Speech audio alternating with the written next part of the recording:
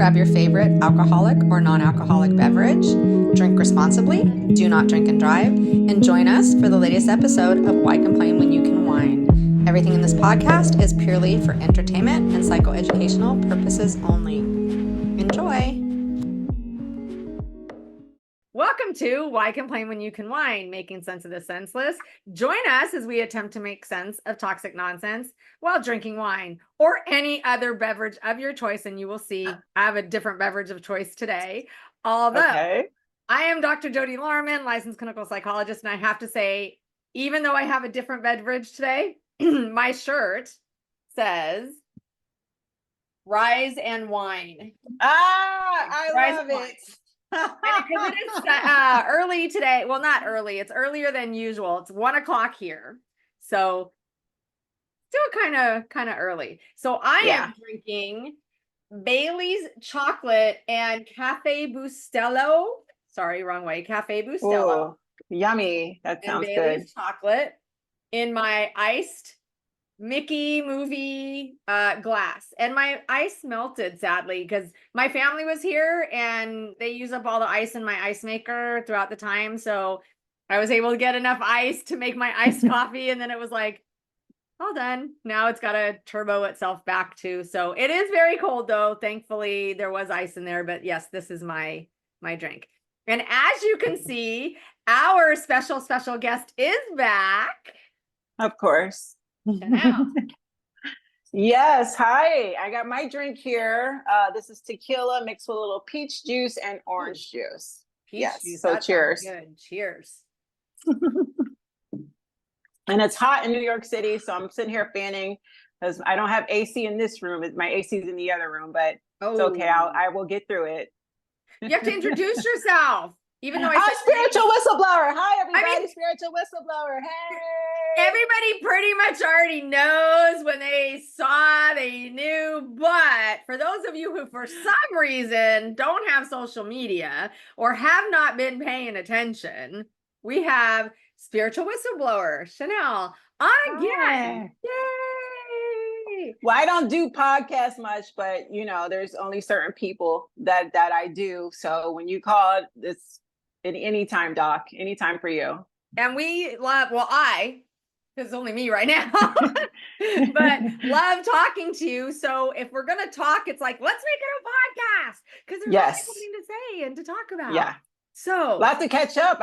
When was the last time we talked? It has been a while, and we haven't done any podcasts during the summer and that wasn't an intentional thing. I was on vacation and then I had surgery and then I had construction, and I'm going to be having upper gum graft soon.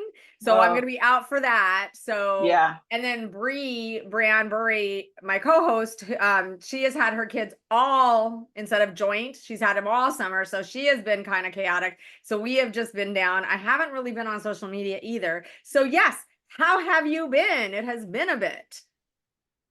You know what? The word I want to use, and I'm starting to use more, is stoic. Living my life very happily and peacefully under the radar. So this year has been just me focusing on my fitness goals, my personal hobbies, no dating, no toxic distractions, just, you know, trying to devote myself to living a very peaceful life. So I've been doing great. Great. I was going to ask, I have two questions. Yes. Two totally separate questions based on what you said. So the first one is going to be, as far as your fitness goals, you've accomplished a lot, if I'm not mistaken. I have. Well, part of that, I think the last time I talked to you, I was having surgery on my right leg. This was 6 months ago, December, 7 months. Jesus, year is going by so fast. God, yes. But I have a condition, and most women of all races, ethnicities have this issue. They're just not educated on it. But I have lipedema, and it's like a hardened, broken up fat that stores in our legs and our arms, and it does not go away with diet and exercise.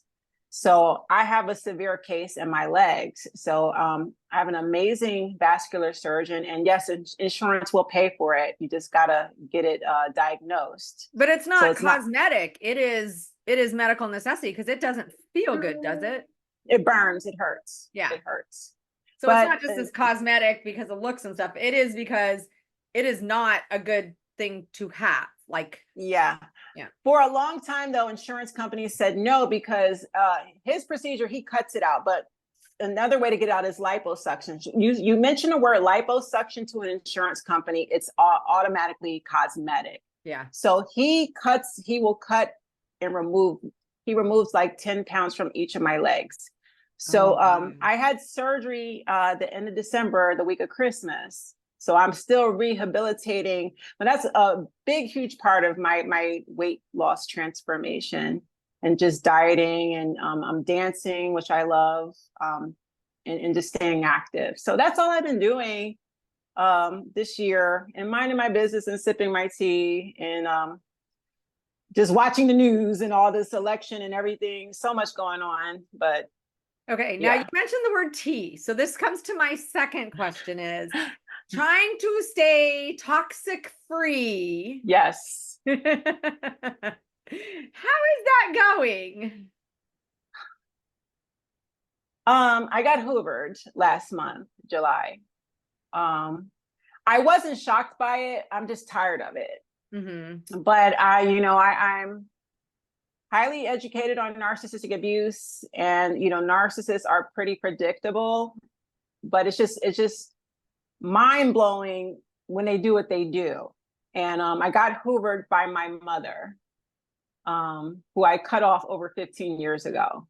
Oh, so yeah, that's the toxicity that I do my best to avoid, and I have to pat myself on the back because I was non-reactive to it. I just deleted it and I moved right on, went about my day. But I try to be transparent, and I share my experiences with my audience and people. There's a lot of people struggling with staying no contact, and when they get hoovered, they fall hook, line, sinker for it. And you have to be non-reactive because these people do not change.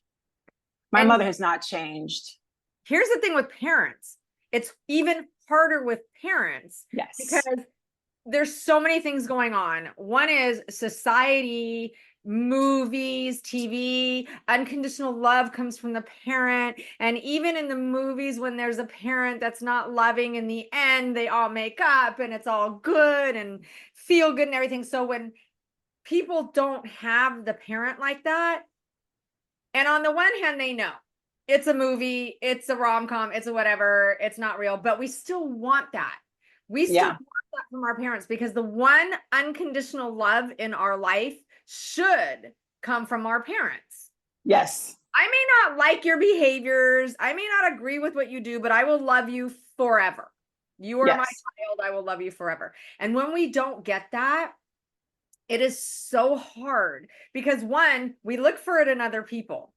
Not on purpose. We're not going out and looking, but we become people pleasers. We become, if I do this, they'll like me. And then by surrogacy or vicariously, our parents will like us. And then that doesn't change. And we do look at it as it's our fault. Our parents like us.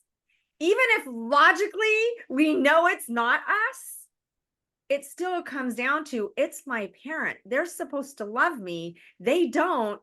It must be my fault. And I did something wrong. And when they're really toxic, they blame you anyways. Regardless, it's never their fault. Right. So there's I did the best I could. The gaslighting starts. I did the best I could. My mother said in a message to me, which I felt was gaslighting, Chanel, there's no handbook on motherhood.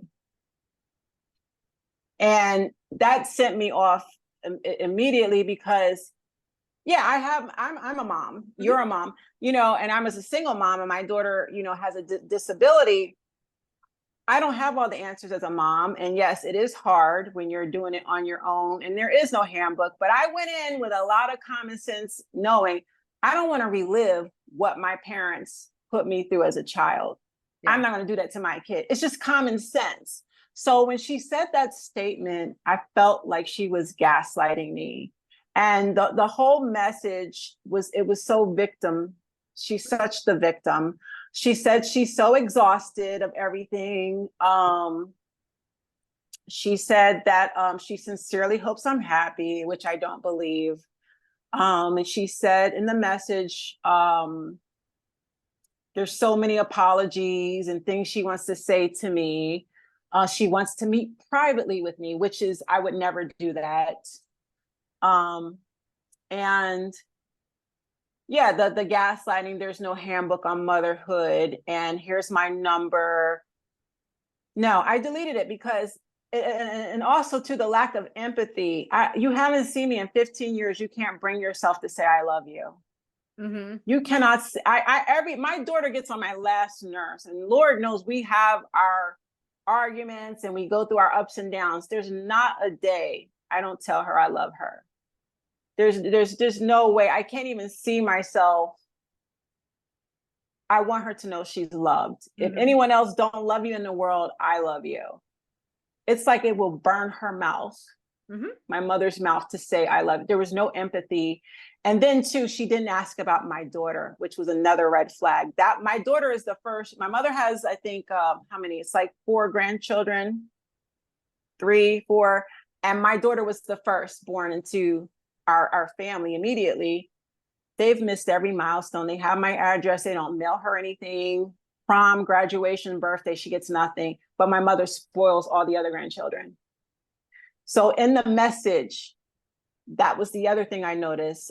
Didn't bother asking, how's my granddaughter? And I said, you know what? She hasn't changed. There's an agenda. There's a hidden agenda in this message. And it's for me. Doc, I'm so glad I'm telling you this, because they think I'm crazy, but I'm talking to a licensed clinical psychologist, so they can't pull one on you. Mm-hmm. You're going to tell it like it is. But I just felt it was disingenuous, and it was just her luring. It feels like damage control, because now spiritual whistleblower is on the up and up. I'm popular. I'm doing well in life. I've lost weight. I feel great. I'm doing great. I'm excelling right now. And I feel like I have family members that want to connect and bond with me, and they can't because of all the damage my mother's caused. So this is her way of doing damage control privately. And if I allow her back in my life, she'll run back and tell family, oh, things are good again. Chanel came back and patched things up. So I feel like this is a form of damage control to say, for her to save face. How did she's been did she text you? Was it a text? It was an Instagram, it was an inbox, a DM. So it wasn't even really a private text to you. It was a private text on a social media account. Yes. So that right there is like, wait a minute, does she not know your phone number?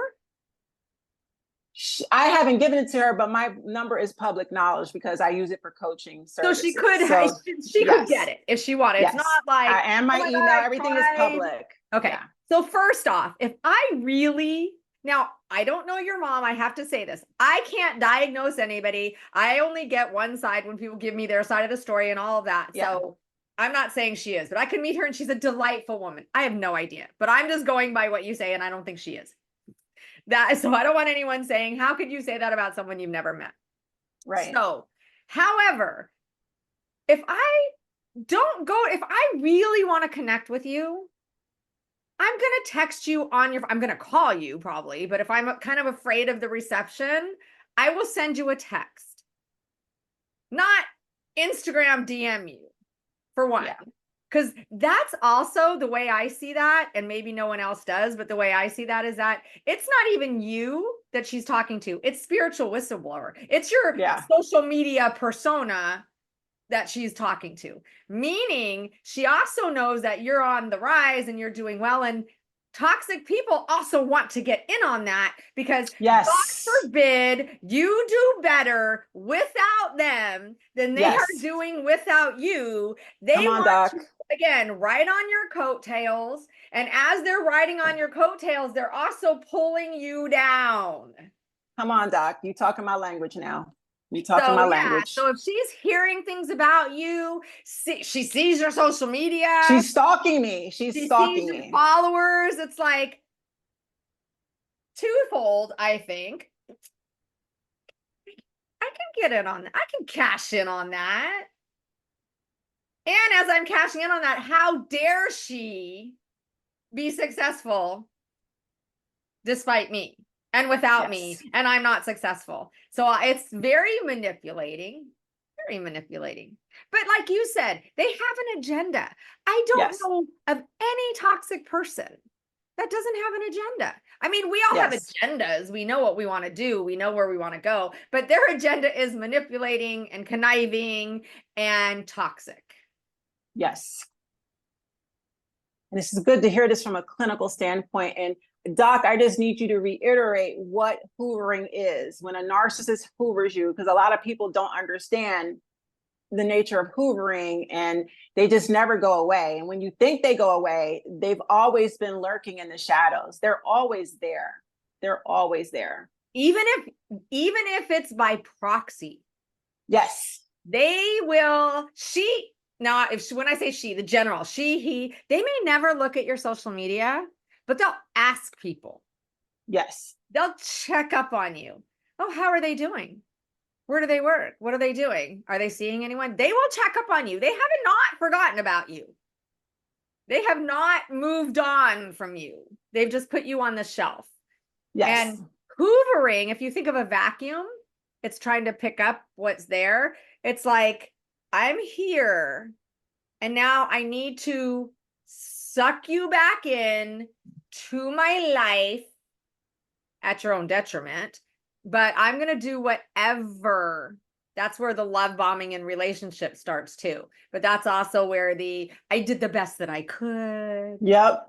And I'm not surprised if parents also, it wasn't that bad.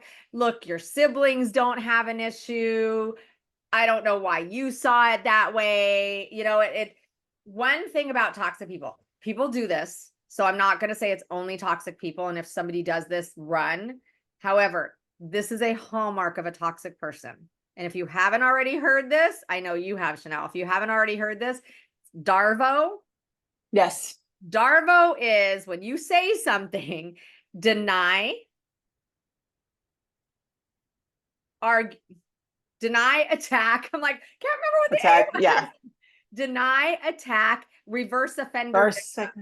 Yes. Meaning there was no handbook. How dare you say I was a bad mom? You know, you were a unruly child. You were always getting into trouble. I tried my best. Come on, Doc. You speaking my language now. Come on, Doc. So when someone does DARVO, and again, people do it because sometimes it's true. Sometimes it's like, whoa, why are you coming after me? You're the one that just said that. You're the one gaslighting me, you know? Yes. But it's the attack part. It's the deny, attack. You know, they can't just say, no, I didn't do that. I think you were the one that said that to me or something like that. They'll say, how dare you? I never did that. You were the one this whole time. I held my shit together. And you have no idea what a complicated child you were. You have no idea how hard it was for me to parent you. I did my best. You did whatever you wanted.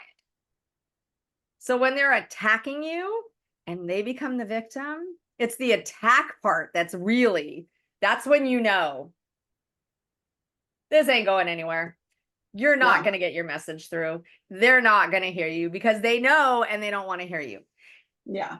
But they also don't know because they live in their own heads of they are the most wonderful people in the world, but they also hate themselves. Yeah.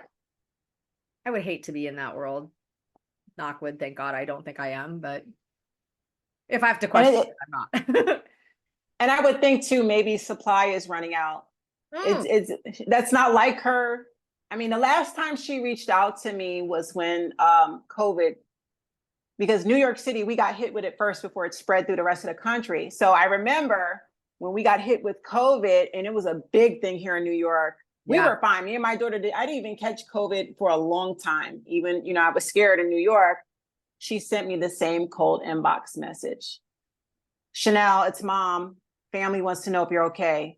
Bye. no I love you. It was so cold. I said delete. I didn't respond.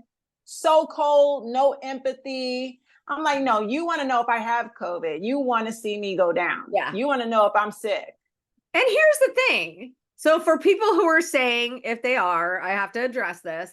That's not really a bad. That's caring. Family wants to know if you're okay. Okay, first off, this is the mom. This is your mom, not, Yeah. hey, Chanel, I hear it's really bad in New York. This is kind of terrifying. Are you okay? Have you and your daughter been fine? No, it's family wants to know. Not even, we're all worried about you. The family is concerned. We want to know if you're okay. Even if she doesn't want to be a part of it, you know what I mean? Yeah. You could still use the general we. We want to know that you're okay. And there was no I love you. We love you. I love you. Nothing. I said, no, this is fake. Bleep. I'd rather catch COVID than to talk to her. That's how I felt when I got that message. Yeah. So no, I didn't respond.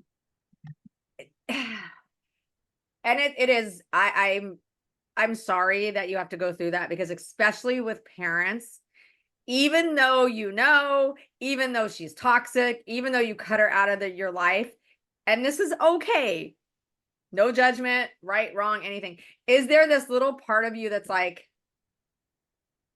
damn, bitch, why do you have to be like that? It's every time. And it's like you could be doing, and I'm having a great year. You know, I'm doing well right now. I'm exceptionally well. And it rattles you. When they come out of nowhere, it rattles you. Like, why? Yeah. And they know it's like they know you're at peace, and they know it rattles you. They know that even if you're not, the good thing is, here's one good get back, is when you don't respond, that rattles them. Yeah. And I'm not saying tit for tat. That's not what I'm trying to, I don't play games. It's not, but knowing that, okay, they rattled me, but you know what? I rattled them worse. I rattled them worse because now they know I'm not going to respond. But it does. It knocks you. When my ex texts me 2 years after, 2 years after, randomly out of the blue, and I just responded with, who is this? Because he texted from a burner number. I knew who it was, but I just responded with, who is this? Yeah. Told me his name, and I never responded again. I'm not gonna lie, I'm a freaking clinician, right? And I was just like in my kitchen going, I know you as text me. Why? I don't want to think about you. And yes, thank you. Text me one more time, you bastard. And I'm like, okay. We are entitled to our feelings. Our feelings are not right or wrong. Process your feeling, and then do not give them the power. It's easy. I don't know why I didn't say that out loud, but because I can cuss, it's okay. But when it's your parents, it's worse. When it's a parent, it's worse. And the amount of I know I've grown, because in that moment I wanted to chew her out. And it took, Chanel, you've been in EMDR therapy, you've done so well. You will go backwards. Ignore. That will do more damage. Ignoring her. Let her sit in her own shit. Yeah. That's it. And move on and continue doing what you're doing. But I tell my story. I just posted, I took a social media break last month, Doc. I needed it because just reading the news, and so it's just so much going on. I just took a breather, and I didn't realize there's so many people right now. I read a recent article, I forget, I should have saved it, where adults are cutting off their parents. It's like an epidemic now.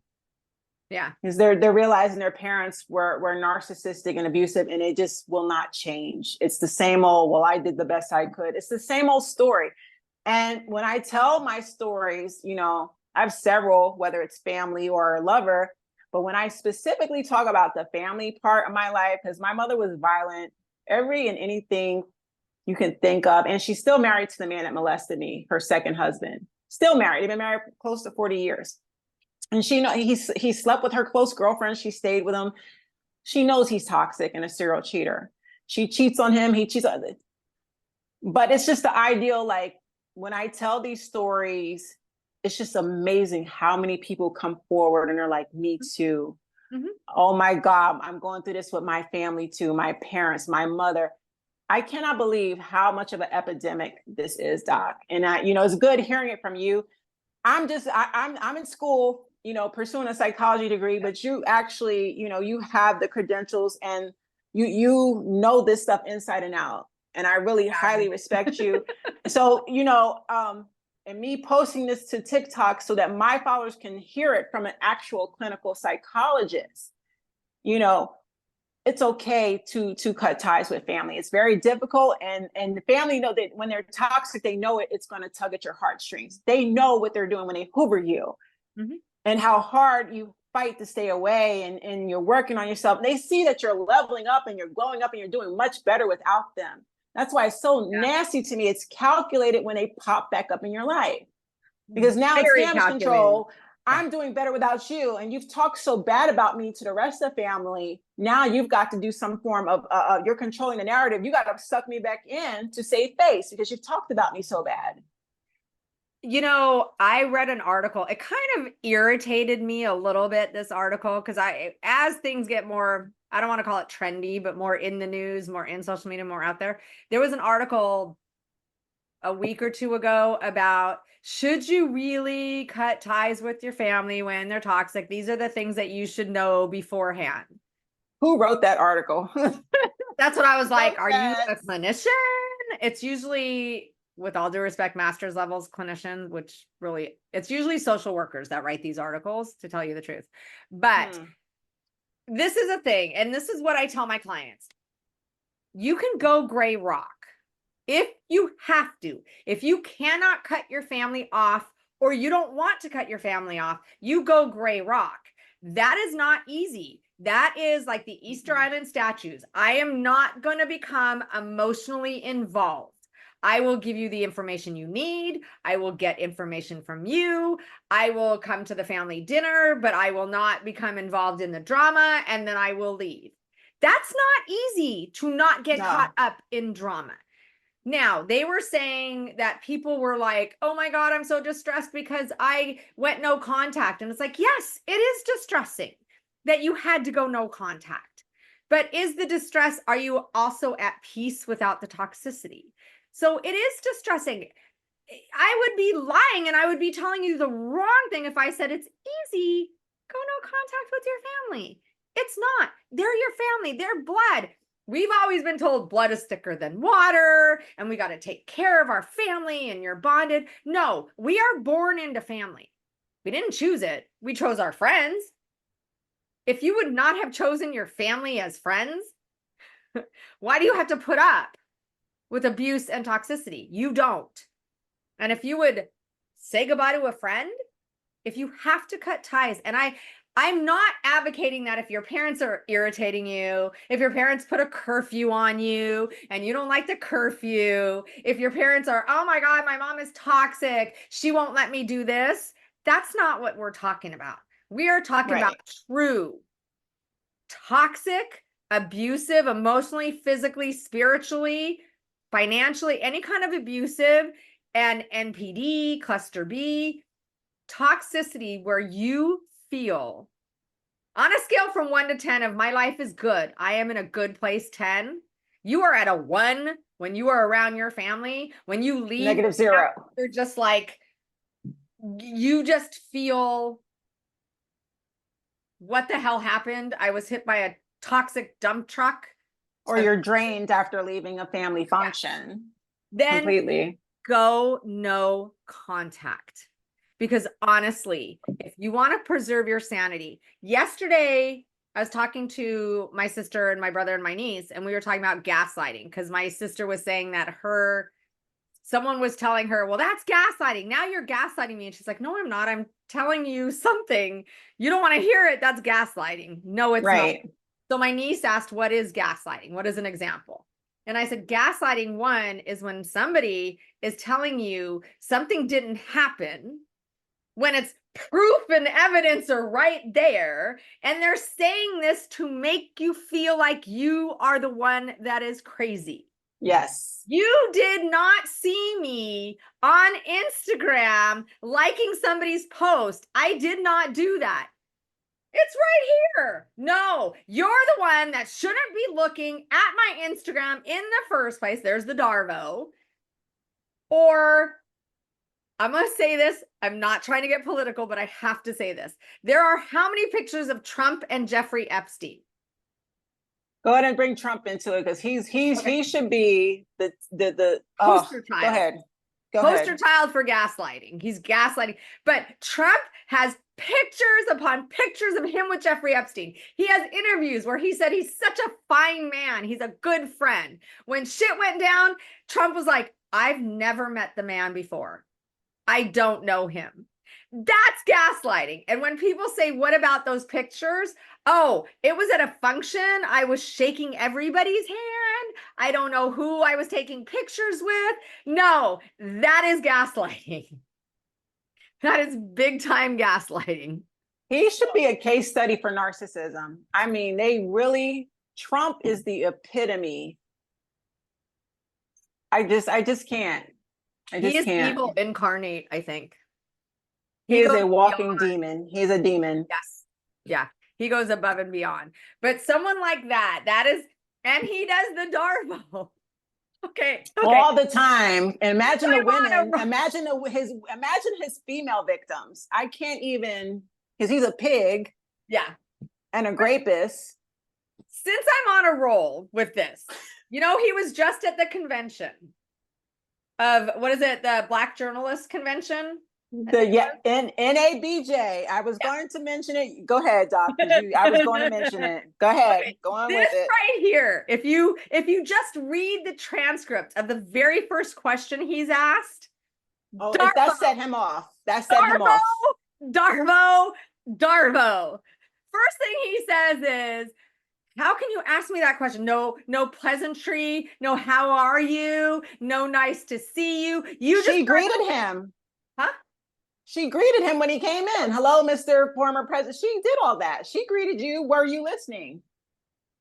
Until she asked him questions he didn't want to hear. And then he tried to flip the script. Tried.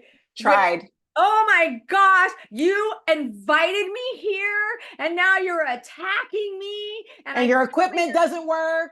Your microphones are terrible. If you have not heard about this, you need to. You really need to. And what I don't understand were the people that were then, even one of his press people or one of his campaign people who is Black was saying, oh my God, they treated him so terribly. It wasn't his fault. It's like, how are you being gaslit so bad? So that was excellent journalism. They asked the right questions. We're gonna elect you to be president of our country. We need to know these things. Yep. These things are on record. They're factual. So don't flip it around, which he did, and play victim. Yeah. Why are you asking me these questions? How dare you? You work for ABC. No, she's doing her job. She did an excellent job, if you ask me. You just can't answer the questions. He loved her when she asked questions in the past because she's interviewed him in the past. Yeah. And threw softballs. Oh, he loves that. But you asked me a real question. Any NPD, any narcissistic personality disorder person, you ask them the right question and you will get yeah. They love talking about themselves and when you ask the right questions, but if you ask a loaded question of, for example, why did you do, or what did you do, and they don't want to answer it, you will get the works of what a horrible person you are for asking that question, especially you're racist, biased, liberal, all the names in the world, they will call you just to not answer the question. And they had receipts. Like, you, sir, you said this, you invited this person to dinner, the KKK leader or whatever. This is on record. We're coming with receipts. Don't get mad at me. This is your doing and it's on record. Do you have an answer for this? You want Blacks to vote for you? Well, explain this behavior. and the things that you've done. And he flipped it around. He sure did. And he said, I have done more for blacks than any other president since Abraham Lincoln. And they said, what about Johnson? What about President Johnson? He signed the Civil Rights Act in 1965. And then he did something else. I can't remember what else he signed into law. And he said, I am the best president for black people since Abraham Lincoln. It's like, you just ignored because you don't have an answer. Yeah. Because you know. The deflection was at an all-time high, which is why his camp pulled the plug early. They pulled him up out of there because they were going to go into Project 2025, which I would have loved to hear. I would have loved to hear about it. He has absolutely nothing to do with it. Although, didn't he remove the leader of it now, the director? If you have nothing to do with it, you have the power to get the director to leave. Yeah. His team got him up out of there. They said, no, this is a disaster. He blamed the journalist. He blamed the convention. He said that, how dare you? And then you cut it short. And it's like, oh, the latest. And I'm sorry, yes, this is getting political because it's kind of fun to think about. I mean, it's not fun. It's very, very serious. But when you laugh at this stuff, if it weren't so serious and true. But now he was supposed to have a debate on the 10th, September 10th, which Kamala is still going to move forward with whether he shows up. He wants to pull out. He wants it on Fox. On the 4th. Yeah. Yes. No, she does. No. He's scared. He's terrified. Mm-hmm. I love it. That is one thing. I think I'm vicariously loving it even more because NPDs, when they are scared, so I think about what my ex would do when they're scared, they're like, it's dangerous. And again, in a relationship and stuff, it is dangerous. Looking back from afar, it is funny. You can laugh at it now because they are sadly, pathetically predictable people. Sad. And unfortunately, he had the nuclear code. So this is very serious. So I am not making light of it, but it is funny in the sense that he is reacting as you would expect. Moving the goalpost is what I call with it. It's moving the goalpost, right? That's what I gotta do and grab and say and throw whatever I can. And what is it? Well, she's not really black. That was the worst thing that could have ever came out of his mouth. None of us are. I'm not 100%. Listen, most black people are mixed with something. We all are mixed. Are you kidding me? Are you kidding me, sir? He never cared about her blackness until now. It's like, okay. Let's just say that were true. Let's just say she never said anything about it till now. Who cares? And that's her life. That's her issues with her identity. What does that have to do with being president? Nothing. It doesn't change who or anything. If she wants to say that, you know what? I ran a DNA test and I'm a quarter or an eighth Ukrainian. Just making this up. Yeah. And we're at the Ukrainian war and now I feel a special pull there. Fine. I don't care. I don't care if you are 1/50th of everything. Whatever you want to go with it. Most black people were mixed with something. We have Indian or Hispanic. We all, if you go through your heritage, even me, my great grandparents were biracial. Like, I thought that was so ridiculous. Kamala went to an all black historically college and she pledged her sorority, the AKAs, that's an all black female. Like, shut up, Donald. Shut up. I couldn't believe he said that. The reason he's saying that is so that all the black people will be like, ooh, traitor. See, she was never one of us in the first place. And now suddenly she's trying to be one of us. We got to go with the most racist, vile, disgusting orange person. We like him better than a black woman, half black, half Indian, who is now coming into her blackness. I don't know how to say it, but it's like, oh my God, I can't. There's a lot of blacks that are going to be like, oh my God, how dare she? I'm going to now go with Trump because of that. I'm going to go with an orange man. Who does he have advising him? Like, who is around him? No one. No one. Who is No one helping? can. Oh my Goes God. off script all the time. Is there somebody there saying, don't say this, don't say that? Or is he telling them to go to hell? Like, I'm just like, who is advising him? Who is around him? Supposedly, his advisor said, do not mention Kamala and her race at all. Just discuss the facts. And the first thing he did was, oh, suddenly she's black? Well, Doc, you know, that's how narcissists are. You know, you tell them to do one thing, they do the complete opposite. Yep. They're going to do what they want just to spite you, because in their minds, it's always a competition. Yep. You don't tell me to do that. Oh, yeah, watch this. I'm going to do that. I'm going to go tit for tat with you. You tell him to do something and he's going to do the opposite because he's Donald Trump. You're not going to tell me what to do. I know better than you. I know better. I know better. I didn't get where I am because of you. I got where I am because of me. No, you kind of didn't. So if you want to know all about narcissistic personality disorder and psychopathy, cluster B, and just pure evil, Donald Trump. Seriously, he is the case study for that. He is the epitome. And I honestly don't care if there are people that now don't want to watch this because, oh my God, we're saying this. It's true. It is true. Fact. He is a case study.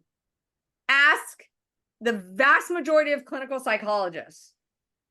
I'm not going to say all because there are conservative ones that really adore the majority of them, the because they're all not good like you. Are like, nope. And I've had people say to me when he first became president and clinicians were all saying NPD, NPD, NPD. I had people say to me, how do you know?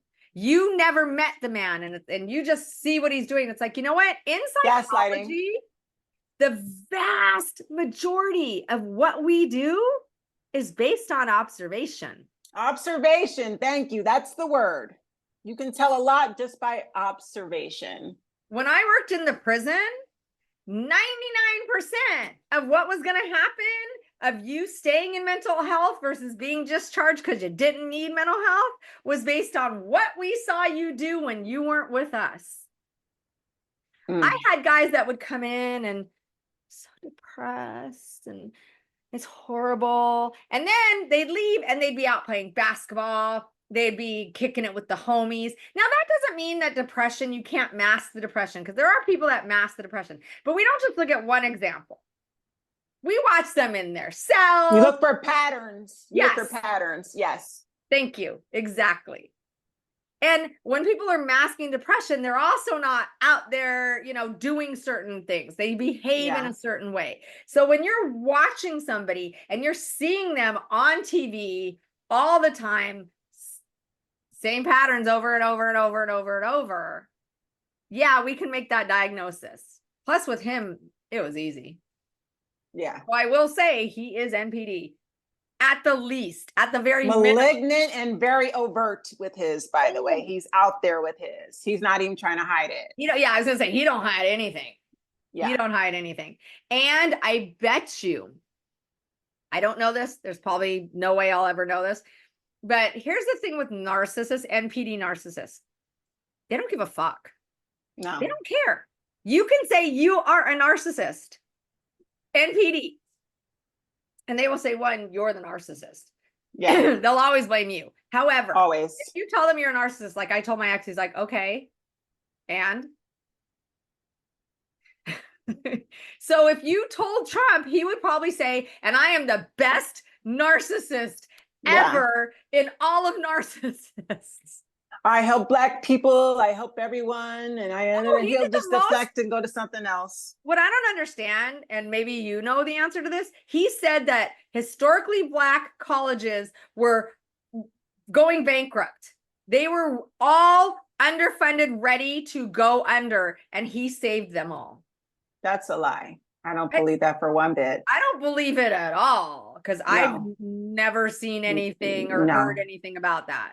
No. He said if it weren't for him, there would be no more historical. I've got to do research on that because I have not ever heard of him helping Black colleges. I mean, I don't know. I've heard different celebrities giving back. I don't like Diddy, and that's another topic we can talk about Oh, later yeah. because we can dissect him.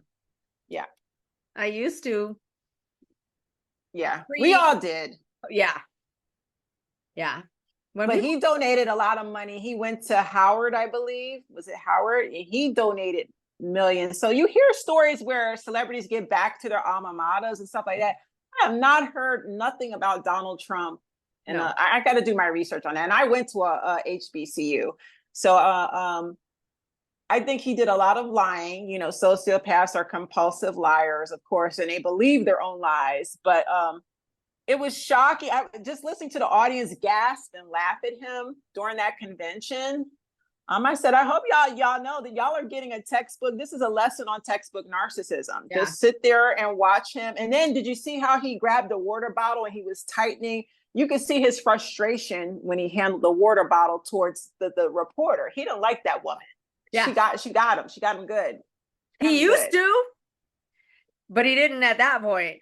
It's funny, but yeah, I didn't even know. I've never even heard that historically Black colleges were ready to go bankrupt.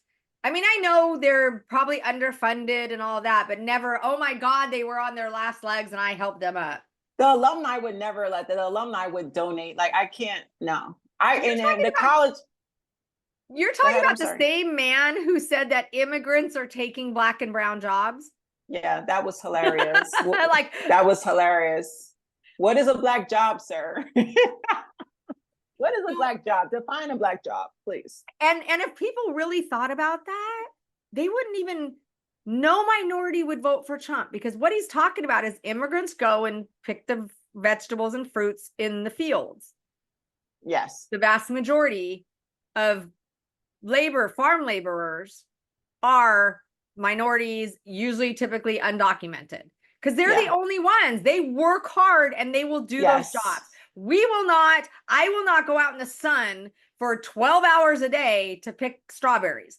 They do, because they want the money and they need Or construction. They take the hard labor jobs. Even construction can be a good job. I don't mean that farm worker is not a good job, but what I'm saying is, you're saying Black and brown people jobs are manual labor, farm worker, picking cotton. Is that what you're thinking? Picking cotton, picking strawberries, picking fruit. Is that the Black and brown job you're talking about? Sweating in the sun, slaving. That is so amazingly beyond Black and brown job. That is so fucking racist. That is like you may as well say you are worth nothing more and deserve no better job than cotton picking. That's like that to me, and I'm not Black, and that is so offensive. And it's extremely offensive out there working in the fields, because that's all you're good for. Yeah. You're coming over here and taking the Black jobs. Ooh, we should be scared. But that it's and then when he's asked what those are, he can't answer them. No. But you know what he was thinking, and if you say that's not what he meant, please. And they definitely work in the fields, because Florida lost a lot of day laborers when they cracked down on immigration, and the farmers were like, our crops are going. Wow. So yeah, he is. Go on. Sorry. Did you see how when Simone Biles won the Olympic gold and she was holding up her gold piece, she said, I love my Black job. Oh no, I didn't. I like that. Dig at Donald Trump. Yeah, she said, I love my Black job. I did not know that. That is good. That is good. Because that's what I don't understand how. I don't. If someone can explain to me, someone who is a minority can explain to me why they want to vote for Trump so badly, why he doesn't mean the amazingly horrible things he says. I will tell you, Doc, the only thing I picked up, because I remember it takes me back to my last relationship over 6 years ago, and my ex was an ex-convict of 20 years, a very violent one. And he said something to me in conversation, and I didn't take it serious, but I see it was another red flag. He said, I like Trump. I'm gonna vote for Trump because he's for the felons. And all I can think of is abusers support abusers. So when I look at these Black men in these large numbers committing Black femicide, they're now crossing over. When they deal with white women and women that are not Black, Asian, Hispanic, they're abusing them too. What I'm learning is Black men and white women have the highest divorce rates. They're unaliving. They're now crossing over and doing other races. They're traveling out the country, seeking Brazilian and Dominican women and stuff. They're abusing other women. And now it's becoming a worldwide thing. Like, Black men are destructive. So why would a Black man support Trump? Because Trump is an abuser. He's nasty. He's a pig. He's a pedo, a predator, a pedophile, a rapist. So Black men that can identify with his behavior will support him. Abusers support abusers. That's the only thing I can think of, because it makes no sense. He's clearly racist. My ex was Mexican. My ex was an anchor baby. His parents were not documented. They became citizens from what he told me, but they had him here in the United States. So he was an anchor baby, and he was all for Trump. All for Trump. And it's like, he wants to deport you, even though you're a citizen. He wants all minorities, all Hispanics, all South Americans, born here or not. He wants you all deported. He wants this place, and this is now becoming a different topic, but we don't have to go into it, but he wants it to be white, evangelical, Christian nation. Which it'll never be. Let's hope to God not, because that's why we left England. Because the church, separation of church and state, and they want to bring that back. They want to make state church. Well, the church is toxic too. So we that's a whole nother topic of covert narcissism. But I want to ask you really quick. We didn't get into JD Vance, who's a piece of God, a piece of filth. I would love to do a whole podcast on that. Yeah. Oh my God, please. Yes, let's. I saw on TikTok, and I had to look twice. His wife appears to be Indian. Yeah. And when she gave a speech, I said, I know a woman suffering narcissistic abuse. She does not look well. Her eyes are sunken in. She looks sick. Mm-hmm. But she's there giving a speech in defense of him or whatever. I said, I know a broken woman when I see one. We all do. If you've ever survived a toxic relationship with a narcissist, and you know you lost yourself, you were sick. A lot of women get cancer and autoimmune disease and stuff. I can spot that woman is suffering behind closed doors with that piece of scum. If he's out here telling us this and that, and Christians or single women or cat ladies, he has said a bunch of garbage. I can only imagine what she's putting up with behind closed doors. She looks sick. She does not look well to me. He did say that she's been getting a lot of racist attacks on her, but you know, she's great. She's my wife. She's a woman. He didn't say it was wrong. He didn't say, stop your racist attacks on my wife. There's no place for racism and bigotry and all that. Instead, it was like, but you know, she's a great woman. He's sadistic. He's enjoying watching his wife. Yeah, he's not condemning any of it. Oh, he is another. I did a video like a year ago when he said initially, maybe it was 2 years now, but when he said that people should stay in a marriage, even potentially if it's violent. No. And it's like, okay, this brings us back to the no contact shit. Yeah. Not shit, sorry. No contact. If you are in a violent relationship and it is more dangerous for you right now to get out, you work with the Domestic Violence Hotline. It is encrypted. It's on your computer. It will erase. They can't search it up. If in your search history, you work with them on an out plan. And then when it is safe and you've got this plan in motion, then you do get out. I get it. You can't just go no contact and get out with the violent person sometimes. Now, one thing that I learned, I used to do domestic violence assessments. And a lot of it takes 7 times. And this statistic has been for like 20 years at least. It takes 7 times for someone to leave, and come back, and leave and come back before they leave permanently. And that permanent leave also includes unalived. So, but a big reason that they'll go to a women's shelter, a domestic violence shelter, and they get found out, their abuser comes and gets them, because a lot of times they don't have the support. You have to have a support system, and they don't have that, and they call them up and they let them know where they are. Not on or they'll purpose. tell a family member, and a family member will tell the abuser. But yeah, the abuser will say, "Where are you calling me from? Where are you calling from? I can't tell you. You best better tell me, because I'll find you anyways."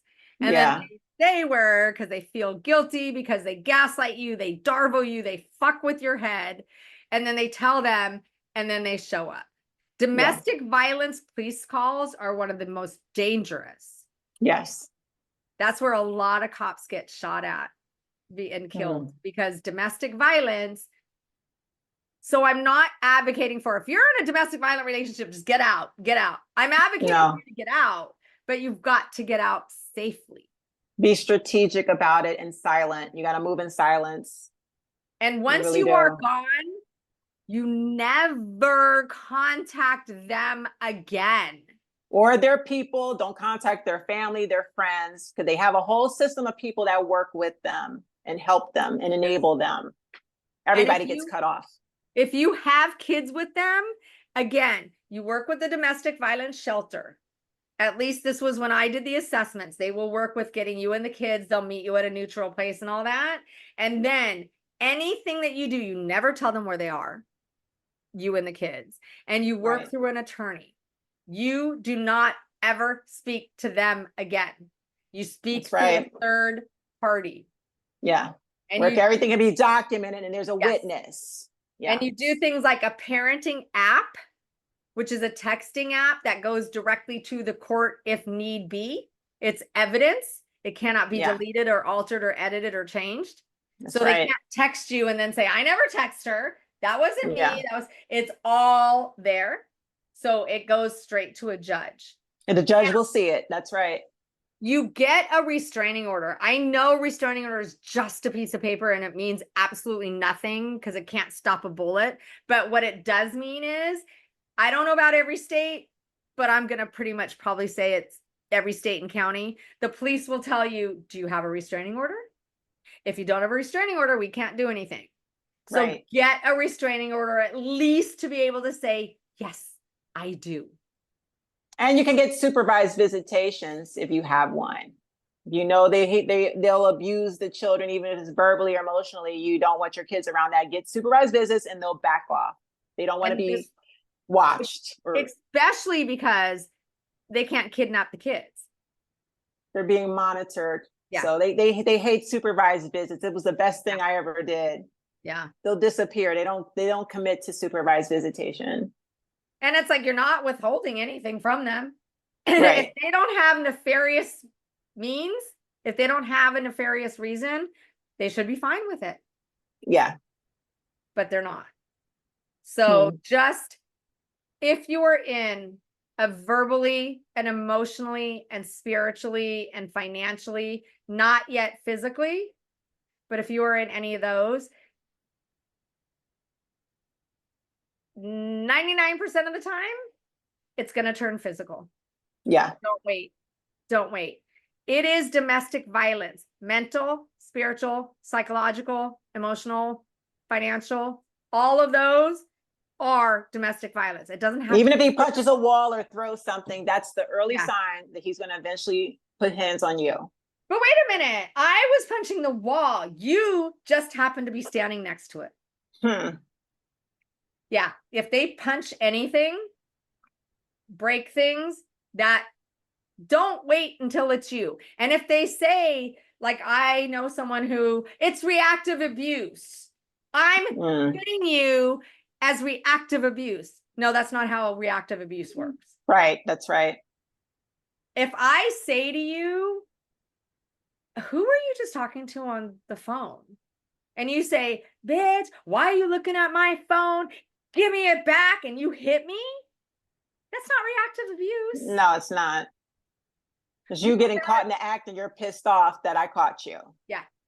And I don't care if I'm yelling at you. That's still not reactive abuse. Right. So if anybody is verbal, don't wait for the physical, because the emotional, that is domestic violence, and that will last a whole lot longer than. And they're testing you through the relationship to see how much you'll tolerate. So if the more you tolerate, then it will lead up to physical eventually.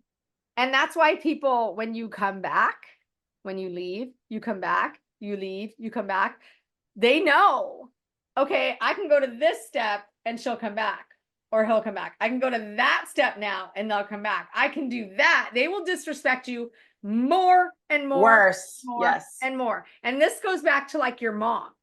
If you would have responded, even if you said to your mom, fuck off. She's thinking about me.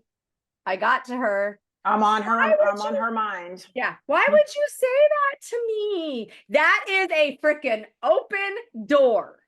Yes. To hoover even more. I will turn on the alarm. And then the minute you don't respond the way that I want you to respond, I will be twice as bad as I was before. Yes. You ungrateful little bitch. I reached out to you. I extended an olive branch. It's not an olive branch, but okay, you keep thinking that. I did everything. And this is how you're treating me? This is why you think you had a bad childhood. This is how you behaved back then too.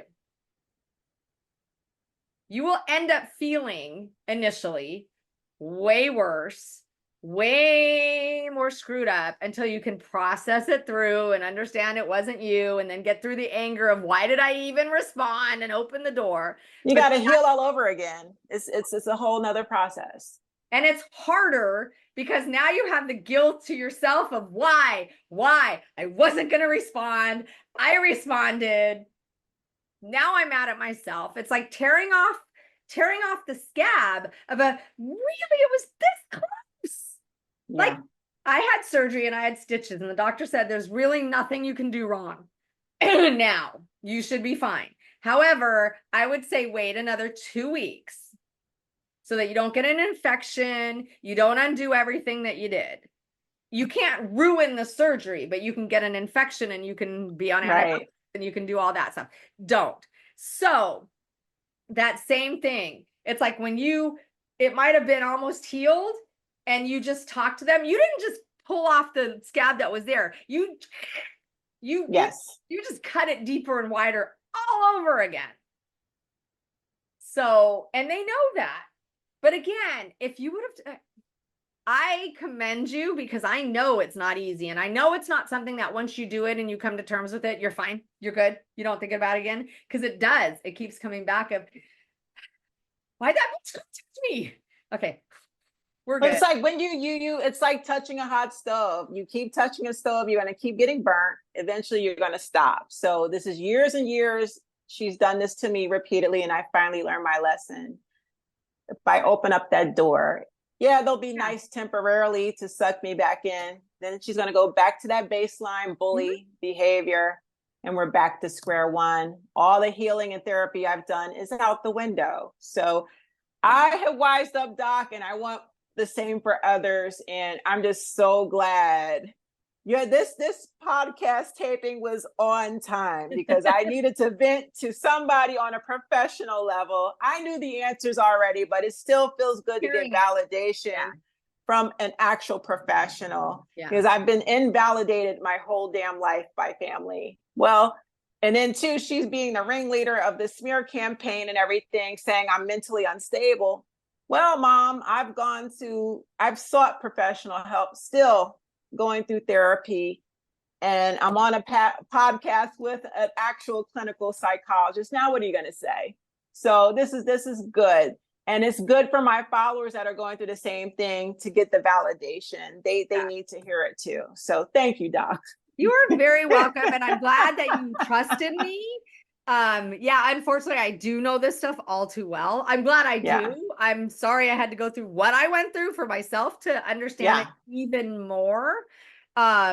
But yeah, our feelings are valid. Remember, they are not right or wrong. And when you have been invalidated over and over and over again, it is nice, even though you know, to have someone else say you did the right thing, or that was the right move, or yes, what you're feeling. There's no right or wrong to what you're feeling. And no one, this is for everybody, no one should ever, they do, but no one should ever be able to tell you your feelings are wrong.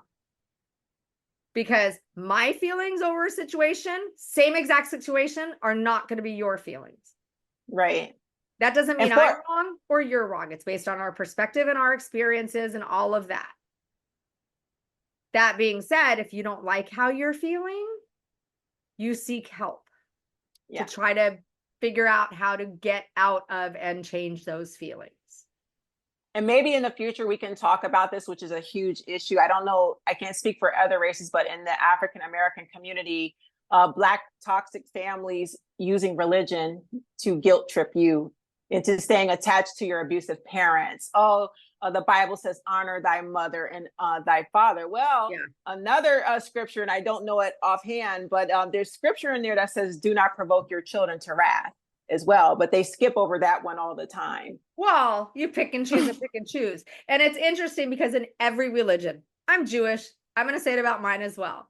There's so many different sects and denominations and you know, like one church can say something completely 90 degrees different than another church. And, you know, there's this version of the Bible and that version. Even religion can't be consistent within the religion. There's evangelical Christian, there's Protestant, there's Presbyterian. So, and what is the difference is they're just different parts of the Bible that we're going to emphasize.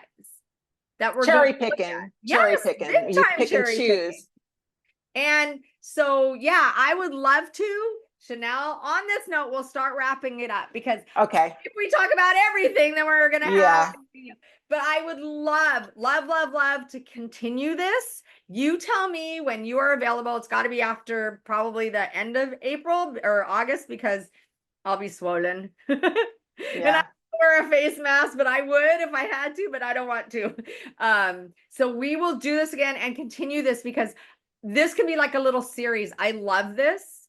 I love the whole society and toxicity and sometimes glamorizing toxicity. That's another thing. Glamorizing it in songs and in and religion and all of that. We have so much. Yeah. It was good getting caught up, Doc. We had a lot. I'm talking to you because there's always a lot that we can talk about. So like, subscribe, share, click the little bell. It's supposed to let you know when we drop videos. Sometimes people say it doesn't always. So just come back to our page and check and comment.